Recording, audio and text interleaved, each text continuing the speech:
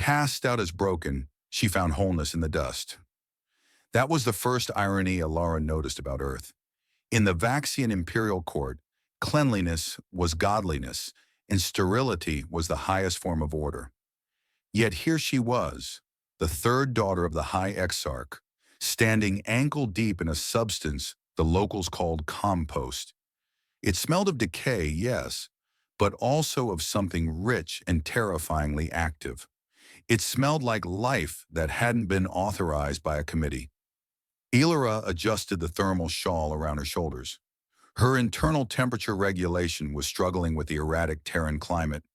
One minute the sun was a harsh, unshielded laser. The next, a damp wind was trying to rattle her chitin plates. She felt brittle. That was the word. Not just physically, where her iridescent scales had dulled to a matte gray, but spiritually. The royal physicians had been clear. Her genetic matrix was stagnant, barren, a dead end in the galaxy's most prestigious bloodline. So they sent her here, to the mud ball. "Hey, can you pass me that spade?" The voice broke her brooding. Silas Vane looked up from the ground, wiping sweat from his forehead with the back of a wrist. He was a mess. A delightful, horrifying mess. There was soil specifically smudged on his left cheekbone, and his sleeves were rolled up to reveal soft, pale skin that looked dangerously easily punctured. Alara stared at him. The concept of a high biologist doing manual labor was laughable on Vaxia. Here it seemed to be Silas's entire personality. "The spade?" Elara asked, her translator filtering the clicking of her mandibles into a soft, synthesized soprano. "Yeah. The little shovel thingy, to your left." She hesitated. To touch the tools of cultivation was strictly the domain of the drone caste, but she was an exile now. Hierarchy was a ghost she had left 3 light years behind. She reached out, her long 3-fingered hand trembling slightly as she grasped the wooden handle. It felt rough, imperfect. She handed it to him. Their fingers brushed. The reaction was immediate. Elara's primary heart stuttered, and her secondary heart, usually dormant except during flight or fight, gave a heavy, wet thump against her ribs. Terran warmth was baffling. It wasn't the regulated heat of a sun lamp. It was radiant, shifting, living heat. He felt like a furnace wrapped in soft fabric. "Thanks," Silas said, oblivious to the fact that he had just short-circuited an alien princess's nervous system. He dug the spade into the earth with a satisfying crunch. "Why do you do this?" Elara asked, the question slipping out before she could check her protocol. "Why do you mix the rot with the new growth?" Silas paused, leaning on the handle. He looked at the pile of vegetable scraps and dark earth. "I mean, truth is, it's just how it works here. You take the old, the stuff people think is garbage, and you let it break down. It feeds the next generation." He reached down and picked up a small, struggling seedling. It looked pathetic. A Vaxian gardener would have incinerated it to prevent weakness from spreading.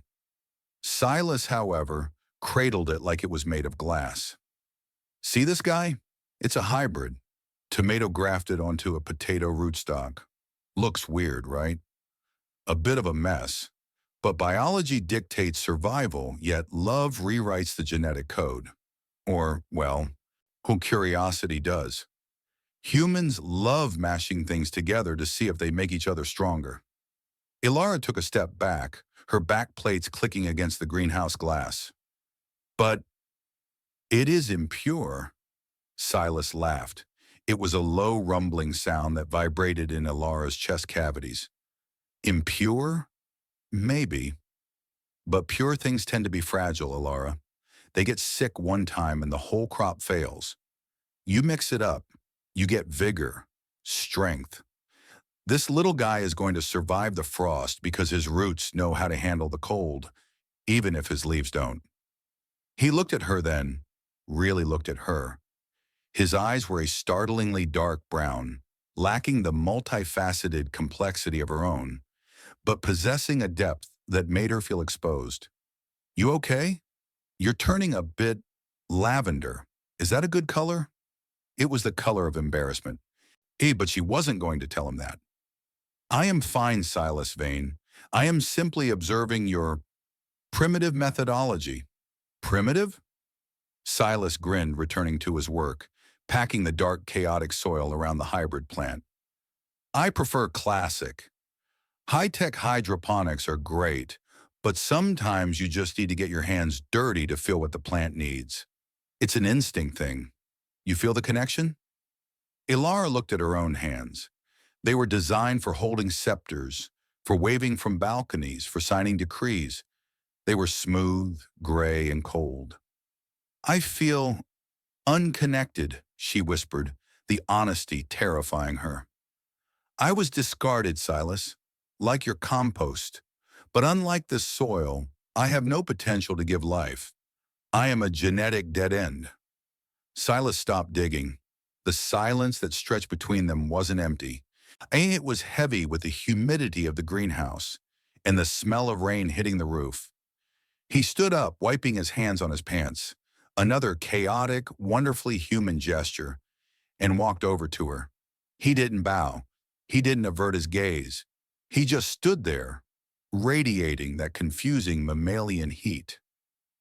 You know, he said softly, looking at the rows of thriving, mismatched plants.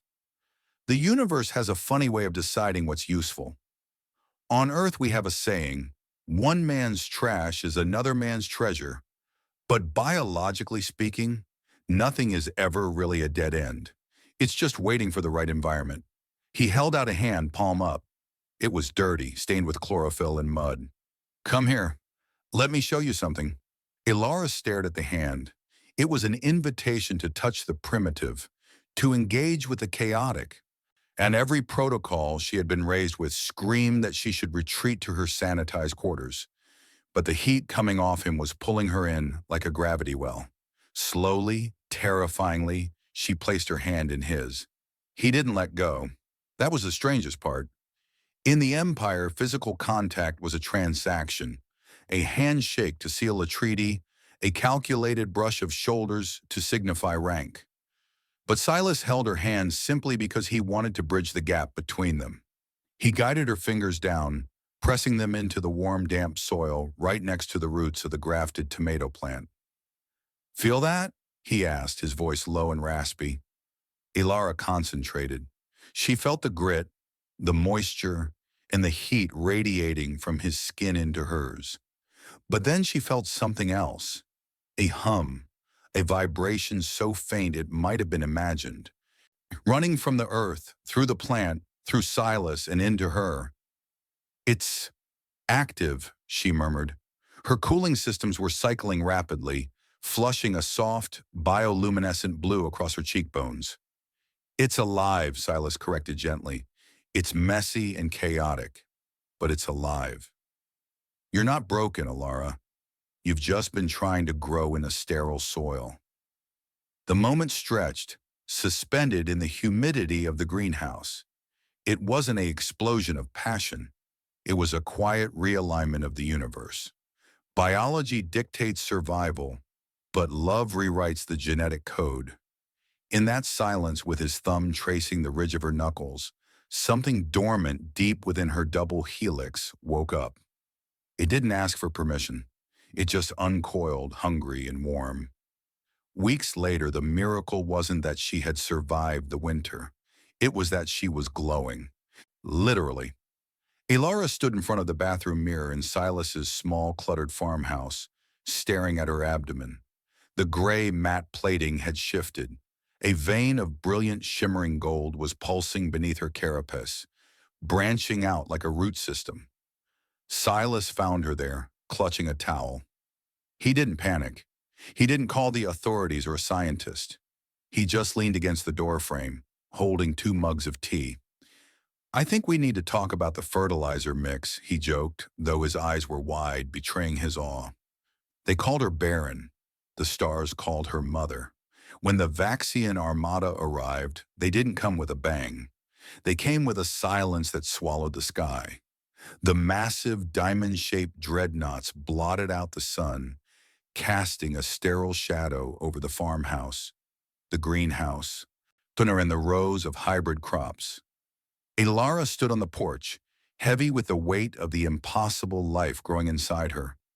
She felt the familiar terror of the court, the judgment, the icy calculation of worth.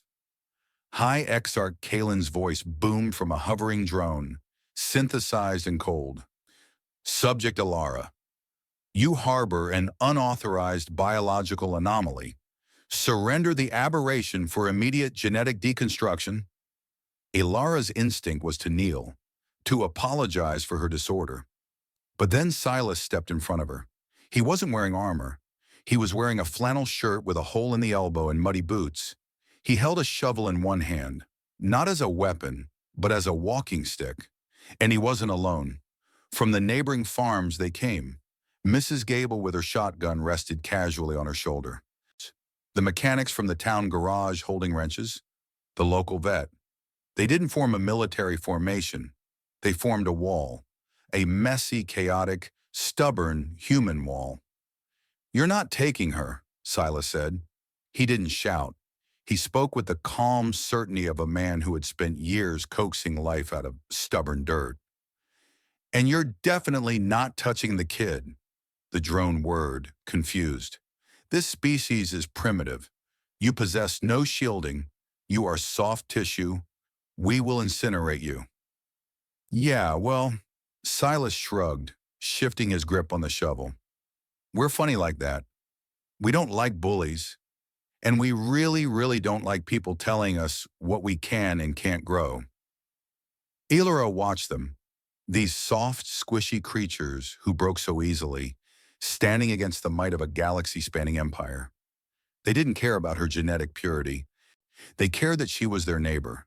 They cared that she liked blueberry pie. They cared that she was a mother. The drone paused. The tactical algorithms of the Vaxian Empire were designed to fight armies, not communities. They calculated risk, and they saw a planet of irrational, terrifyingly protective mammals who would burn their own world down before giving up one of their own. The risk is unacceptable, the drone finally buzzed. The variable is too volatile. As the ships turned, retreating into the black void, the sun broke through the clouds, hitting the porch. Elara felt the child kick, a strong, impossible movement, a hybrid, stronger than the Vaxian purity, more resilient than the Terran fragility. Silas turned back to her, grinning that lopsided grin. See, I told you, hybrid vigor. Elara placed her hand over the gold pulsing on her stomach, and then, for the first time in her life, she reached out and messed up his hair. A rejected lineage blooms on a forgotten world. It creates a garden,